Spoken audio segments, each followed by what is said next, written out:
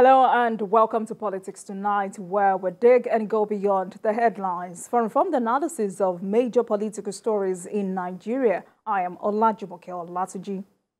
President Bola Tinubu has approved the immediate retirement of service chiefs, the Inspector General of Police and the Controller General of Customs from service, as well as their replacements.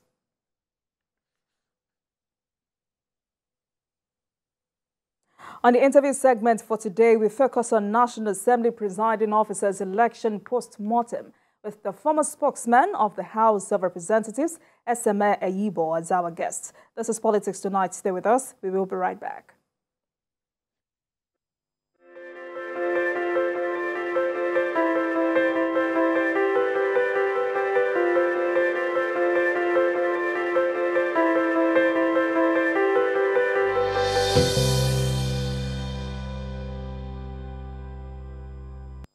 Thank you very much for staying with us. You're still watching Politics Tonight, digging beyond the headlines. And now to some developments in the polity.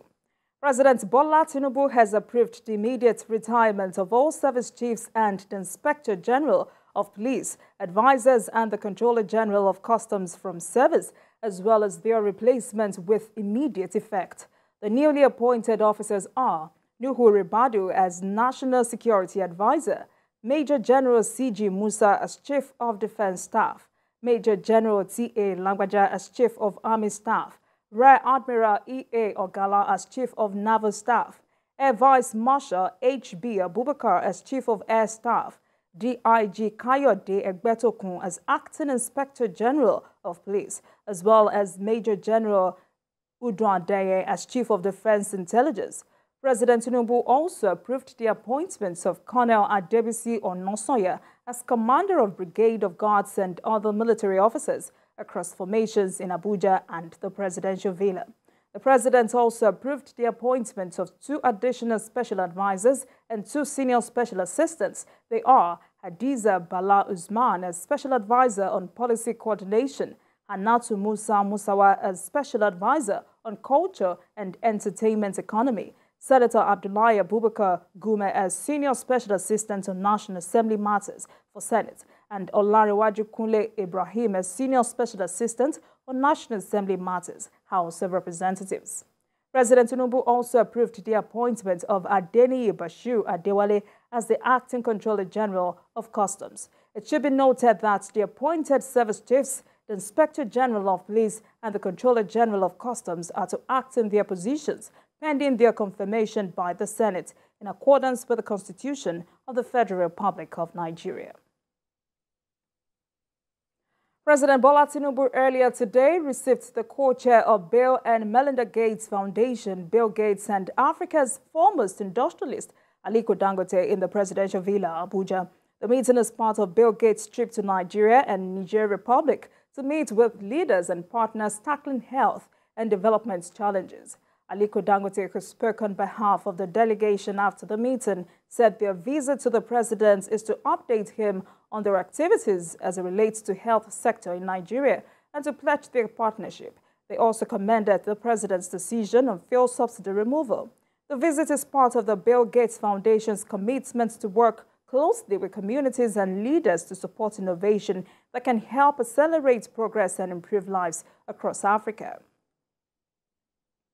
It was a courtesy call. We came in for myself and my friend Bill Gates to congratulate him once more for his successful election into this office, and also to brief him of what Bill and Melinda Gates Foundation and Aliko Dangote Foundation we've been doing in Nigeria, and also committing to do more and to help Nigeria so that our health sector will keep improving. All is great. Things are, going well. We even congratulated him on the removal of subsidy, and I think he's doing a great job. There will be more money now to put into education, into health, infrastructure, and other areas. And our own side is to help support him to make sure that he achieves his own vision and his A three-man panel of the Ogun State Governorship Election Petition Tribunal has dismissed an attempt by the candidate of the People's Democratic Party, PDP, and its candidate, Ladi Adebutu, to introduce new facts to reply by the second respondent, Dapo Abiodun of the All Progressives Congress, APC, to the PDP petition. In a unanimous ruling, the tribunal held that the petitioner failed to utilize the 21-day window to bring new facts into his petition. According to the tribunal, the PDP had attempted to introduce new facts which border on vote buying in its reply to an earlier one by Governor Abiodun to the petition before the tribunal. The petitioner raised the issue of vote buying against the second respondent. And we are of the view that that fact should have formed part of the petition as at the time it was being filed, not to introduce it in the reply to the second respondent's response to the petition. And it's a strict law that you can't do that at this stage. You can't do that. 21 days windows the petitioners had, that's PDP and Adebutu had, to file the petition as elapsed. And based on that fact that were presented in the petition, we responded to those facts. And it's those facts that the court will consider to determine the petition, not the new facts they were trying to bring in. The reply that we filed to the reply of the second respondent, that is the governor of Ogun State, that those replies raises issues that the second respondent will have no opportunity to respond to. And therefore, those issues will not be allowed. Okay? The petition is still competent. The reply by the second respondent is still also competent. At the trial, in fact, the tribunal said issues have been joined with our petition and the response of the second respondent. From those two processes, issues have been joined sufficient enough for this tribunal to hear the matter of the merit. That is the summary of today's ruling. Let's take a short break, and when we return, it will be time to speak with our guest of the day, who is the former spokesman of the House of Representatives, Eseme Ayibo, for a discussion on the National Assembly presiding officer's election post-mortem. Please stay with us. We'll be right back.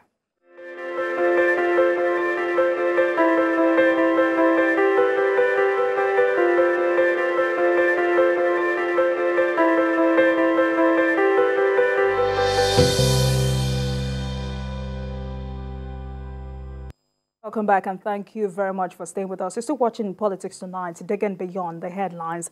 And so because the legislature is the most important institution essential to the functioning of a representative democracy, so tonight we will be having a post-mortem on the National Assembly presiding officer's election. And joining me for that discussion is the former spokesman of the House of Representatives, Eseme Ayibo. Thank you very much for joining us tonight, Honorable. Thank you very much for this very good evening and giving me the opportunity to participate, in this conversation. All right, so let's get to business. A new set of leaders has emerged for the National Assembly. How will you describe the outcome, and were you in any way surprised about the outcome? Well, one thing I want to say first and foremost is that we have always had issues with the leadership recruitment culture in this country across board. So many issues. The election of the officers of the presiding officers of the National Assembly successfully threw up a lot of innovations, which I'm going to put on the table here. But first and foremost, I have to thank God. I have to thank the President, Bola Ahmed Tinubu. I have to thank Shetima, the Vice President. I have to thank the senators, the members of the House of Reps. I have to also thank sincerely Senator Yari and his team, because that election has thrown up the beauty in the transparency, the beauty in credibility, in a free and fair process that it has thrown up. And the outcome of it has also been able to show to this country that there is now strength in diversity. The people of the minorities of this country, the South, the people of the South and other minorities, they have faith in this country. They have faith as stakeholders. That process has been able to make it clear. In fact, it has removed what used to be called a banana peel. So there is no banana plantation now in the National Assembly, so that you would not talk of banana peel, because that election was very transparent. And the outcome, what later happened, in fact, immediately after that election, a new innovation arose. You know, there has always been a fallout of victor and vanquish. But the president of the Senate, Senator Godswill Akpabio, was able to trigger, you know, a no victor, no vanquish situation by going into the executive discussion with the senators. By what he did, he has provided emotional insurance for everybody. And now everybody, including Yari, you know, appreciated the process and also committed themselves to working together with this leadership. So that is a very critical innovation in our electoral process. It is indeed one of the best moments that National Assembly have ever had. And for the Godswill Akpabio that I know, with that emotional insurance he has given to cover all the members for them to believe that, and indeed they need to believe that nobody will be left alone, he has successfully been able to enthrone the issue of the integrity of the institution. I can tell you that. All right. You just pointed out that the election was a transparent one, but it is believed that the election took an ethnic turn. Now, don't you think Akpabio will be presiding over a divided Senate? Well, can you come up with that question again? All right. It is believed that the election took an ethnic turn. I'm asking, don't you think Akpabio will be presiding over a divided Senate? No. I have already said about emotional insurance here. The moment, if Akpabio did not institute a no victor, no vanquish approach, because immediately after that election, Yari went and embraced him. That is very democratical. That shows the level of maturity. And the Senate president now went ahead to now call executive session. They discussed, they had heart-to-heart. They were able to see that they are not representing political parties or any bigotry, that they are representing Nigeria, and that they are all committed to making Nigeria the best. And of course, from the attitude and contributions of the senators in that executive meeting, from what we had, you know, it has shown clearly that the quality of senators recruited now are not only super senators, but they are senators who have very genuine intention and legitimate democratic credentials to be able to take this country to the next level. So there will be no rancor in the Senate. It's going to be a free Senate. In fact, that executive session removed everything like banana peels. I have told you there is no more banana in the National Assembly. Now, with the removal of the banana, where would the peel come from?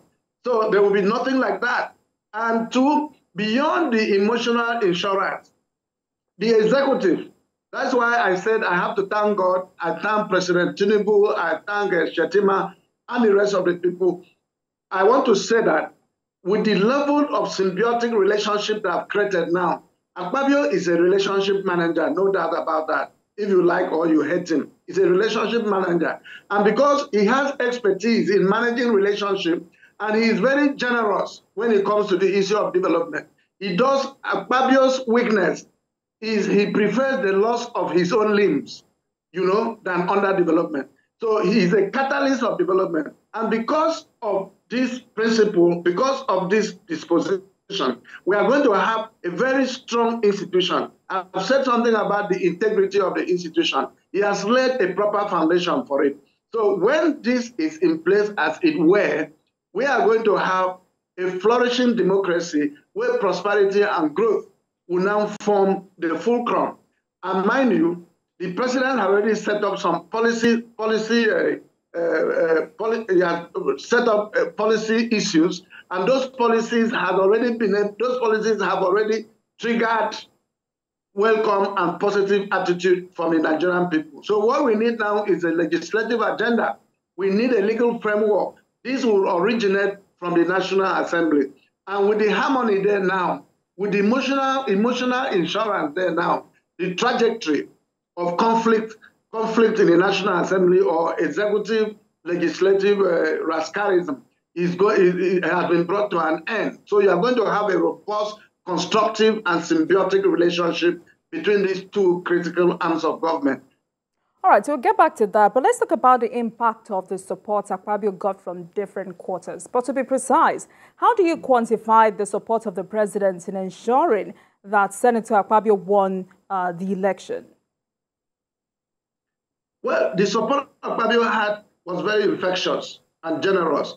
It wasn't on the sentiment of anything. The president's support and the vice president's support for Akpabio's candidature was another way of giving meaning, adding verve to the issue of diversities. Of course, in our lifetime, nobody ever thought a minority would be able to emerge in any guise to become a vice president or to become a Senate president. But Akpabio's emergence is already a foretold prophecy. What kind of prophecy was foretold? Because for him to emerge, it has shown the credibility, the consciousness of an average Nigerian. It has given confidence and legitimacy to government that the current national leadership of Nigeria believes in the strength of our diversities. So whoever you are, wherever you are from, you now know that Nigeria is practicing political inclusiveness. You are now aware that there's a time in this country that the persons from Niger Delta, from the South Side, under a very clear and legitimate circumstance, has been able to become the number 3 citizen. So any other child in any other minority background can also emerge. So what the presidency did by supporting and promoting the Godswill Akpabio's Senate presidential candidature was actually trying to express their belief in the strength in our diversities. So let's quickly go back to a few days before that election took place. As a matter of fact, 24 hours before that election took place, the Senate president was riding on the wave of popularity earlier in the race. And in fact, Senator Ndume once claimed he had 75 votes in the bag. Now, what made the race to be suddenly very tight? I've not heard you. Oh, all right. The Senate president was riding on the wave of popularity earlier in the race. And I also said, in fact, Senator Ndume once claimed he had 75 votes in the bag. For you, what made the race to be suddenly very tight? Well, what made the race to be very tight was because it was democratic, because it was transparent, because, I mean, it was credible, and it was free and fair. You know, at the point, some of us who were at the back room were even thinking that the Senate president would even win that election with 80 senators, 80 votes, you know. But because of the dynamics of politics that you and I know too well, and of course you cannot just throw away the strength of Senator Yari, as it were, and his team. He had a very strong man around him, and he did a very deep campaign, and he was trying to drive a vehicle, you know, from a direction that the direction was able to attract a couple of interests on his own part, but it would have been difficult for him to defeat Akpabio because Akpabio brought in innovations. Akpabio emphasized on diversities. Akpabio was able to dethrone the issue of bigotry, religious or ethnicity. Akpabio was able to dethrone it. Akpabio went a step further to be able to create the prospects for institutional integrity. The prescription of Akpabio's campaign, of course, had in its foundation the unity and the prosperity of this country. And he never missed the point that there has to be inclusiveness. So most of the issues, the campaign issues Akpabio was driving around it were like tornadoes. So it was quite difficult for anybody to dismantle that. And take note, his campaign and the person of the Senate President, Senator Godswill Akpabio, is like the issue of the raven and the eagle. You know, when the eagle is on flight, you always have a raven on its peak. You know, what the eagle does is that it doesn't in any way attack the raven. He would take the raven into a high altitude where the raven would lose oxygen and come down. So strategically, I think that was the method Akpabio deployed with his relationship management. So when he then he realized that the race was becoming very tough. He now went to a higher altitude. So the oxygen became insufficient for those who cannot stand it. But this is a man who has experience, who has capacity, who has pedigree, who has a network. So he had sufficient oxygen to go without the enemies being able to chase him out. So he had a lot of barricade that was able to. Akpabio, frankly speaking, is Akpabio and Jibrin. Those two pairs became fantastic balanced diet for that election. They balanced the diet, and it's good for the nation. All right. So, Honorable Seme, you may be aware of this. There's a document in the public domain indicating how the senators voted. Don't you think it's in bad taste to release this kind of information? Well, the document you are talking about, I have also seen a document how the senators voted and all of that. That is the beginning of the unity of this country, because the pattern of the voting broke the prejudices of bigotry. You see somebody from the South voting for Yari. You see somebody from the far north voting for Akpabio. So the prejudices of the bigotries in this country was broken by that election, you know? And so it wasn't even the issue of money. You also heard a rumor how some other gentlemen were bringing a lot of tons of money and all of that. So it meant that gradually the issue, the influence of money in our politics is now taking a downturn. And now we are now beginning to come about with credibility, institutional integrity, capacity and experience of individuals and all of that. So it didn't matter to me. Rather, it promoted the concept of what we stood for. The moment we started having the migration of the voting pattern was unpredictable, you know. But one thing was very clear, that the prophecy is foretold. All right, so now let's go on a break. Tonight we're discussing National Assembly Presiding Officer's election post-mortem, and I have a former spokesman of the House of Representatives, Seme Ayibo. We'll take a commercial break and I'll be right back. Please stay with us.